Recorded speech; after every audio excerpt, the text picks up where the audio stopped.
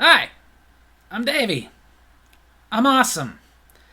And welcome to Davy's Awesome Wrestling, where I review wrestling related things, all from the perspective of a fan, not an insider. So this week I'm going to be reviewing one of my favorite WWE documentaries. It's been out for almost 10 years already. Came out in 2014, not very long after the subject of the DVD, Paul Heyman, had made his return.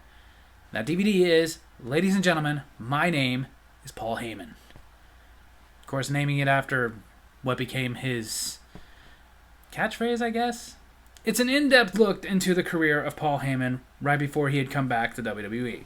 Talking about when he was 14 years old, he was such a wrestling fan, he wanted to be a part of the business so bad that he hustled his way into it. Buying camera equipment, making his own dirt sheet, hustling his way into getting press passes to get ringside at what was, at the time, the WWF, Worldwide Wrestling Federation, under Vince McMahon Sr., so he could get to ringside, take pictures of wrestlers.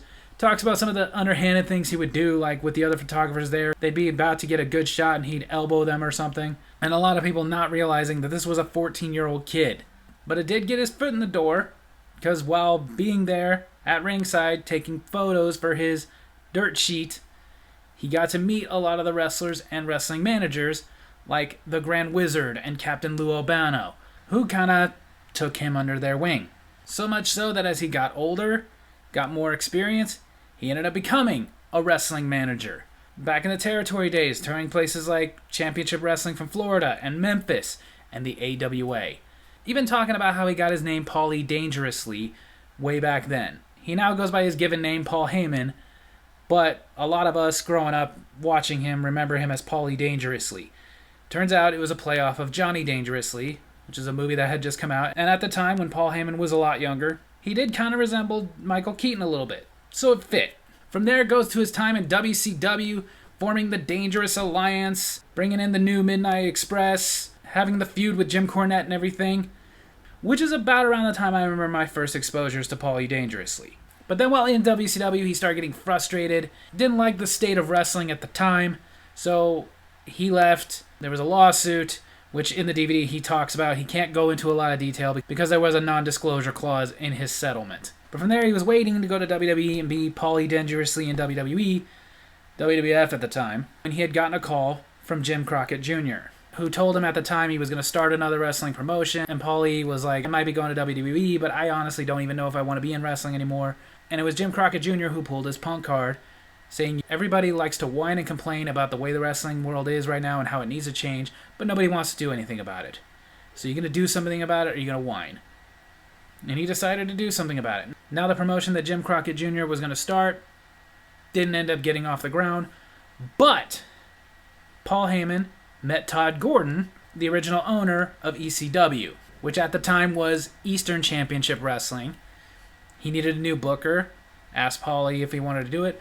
Paulie not only wanted to do it, but wanted to use it to change the wrestling world, and it did. From there, it goes into the story of ECW a lot, mostly what you've already read and seen in the books and the DVDs, but what I did like about this is it was all from Paul Heyman's perspective. Not to mention, it seemed like he got a chance to air some of his grievances about it, like, for years, everybody talking about, oh, Paulie was a cheat. When ECW folded, he just went to WWE to become a commentator, leaving us all behind. This had a little testimony from Joey Styles, who explained that the reason he just up and left, without even announcing that ECW was done, was for the wrestlers.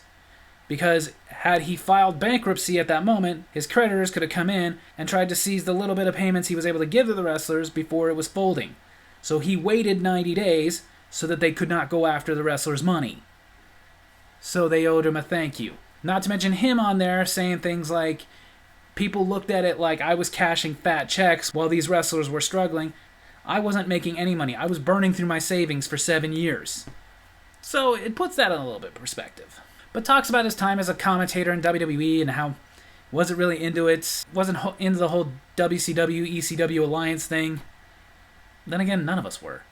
Goes into them reforming ECW and him talking about had they just done the ECW One Night Stand and left it alone, he would have been happy.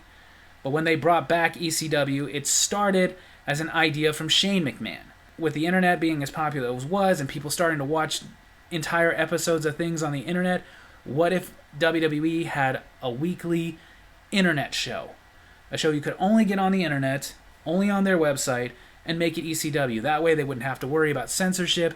They could get extreme. They could do whatever they wanted because it's an internet exclusive. But of course, Vince McMahon was like, no way, I'm going to take that and I'm going to put it on the Sci-Fi Channel and I'm going to water it down very badly. And it caused a lot of problems between Paul Heyman and Vince McMahon, as Paul Heyman hated what Vince McMahon was doing with the new ECW.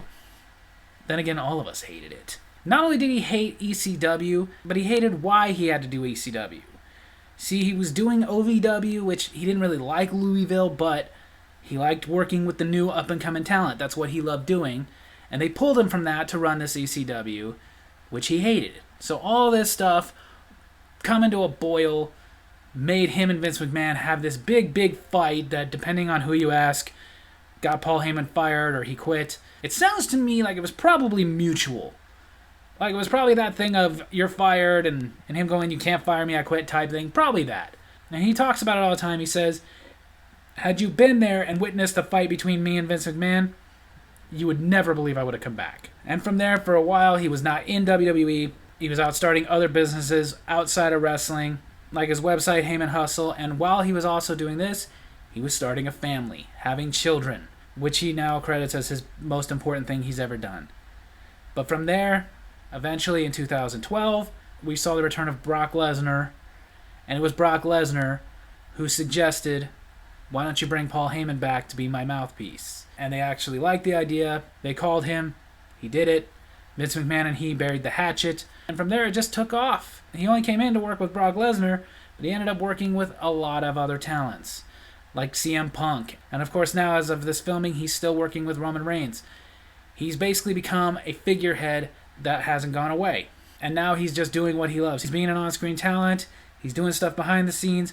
But his biggest thing he loves is working with the new up-and-coming talent, which a lot of them on this praise him for, saying things like they can come up to him for any kind of advice and he's always willing to give it.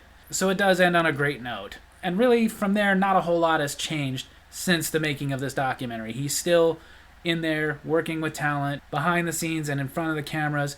He's part of the Bloodline story. It's just great to see Paul Heyman doing what he does best. Not only is this DVD great to get the insight of his career, I do like the ECW part where we're getting strictly Paul Heyman's perspective. Doesn't mean I necessarily agree with everything he said, but that's how you really get to the absolute truths, is you get the perspectives and chip away at it. Not to mention, it's just fun as a fan watching this, because I am a fan of Paul Heyman, and like everybody was saying at the end of the DVD, I definitely am a Paul Heyman guy. So, at this point, if you haven't seen Ladies and Gentlemen, My Name is Paul Heyman, it is on the WWE Network on Peacock.